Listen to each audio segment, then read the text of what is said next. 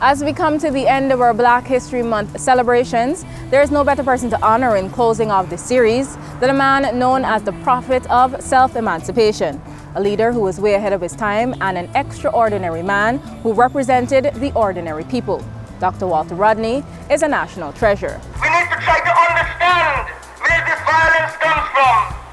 We need to identify the various forms of this violence, how it is operating, and why it must continue to operate until the Guyanese people get their destiny into their hands. In a world where many sought freedom through governance, Walter Rodney, who was described as a scholar activist, believed that persons should participate in their own freedom.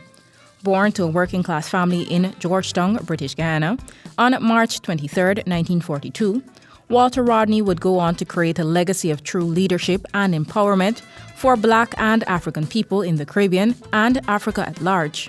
After attending primary school, he won an open exhibition scholarship to attend Queen's College.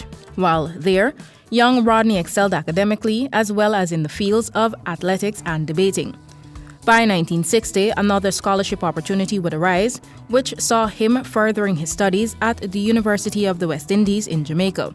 As a student, between the years 1960 to 1963, he campaigned to have Jamaica remain in the West Indian Federation.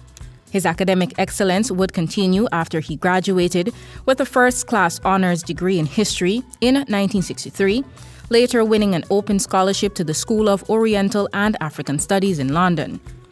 By age 24, Rodney had earned a PhD in African history at the School of Oriental and African Studies in London, England. This path shaped his career as he traveled widely and became known as an activist, scholar, and formidable orator.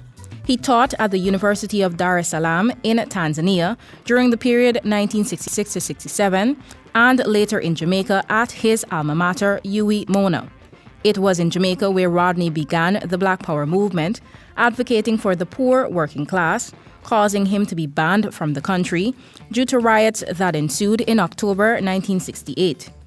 He later returned to Tanzania in 1969 to the University of Dar es Salaam, where he served as a professor of history until 1974. While in Africa, Rodney spent time among the troops who fought against the apartheid system, teaching them about African history. In 1974, Rodney returned to Guyana to take up a position as a professor at the University of Guyana, but the government prevented his appointment. He became active in politics, later joining the Working People's Alliance Party, where he became chief spokesperson.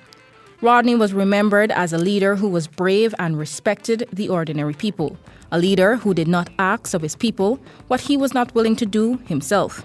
Some of Rodney's life work included How Europe Underdeveloped Africa, The Groundings with My Brother, A History of the Guyanese Working People, among others.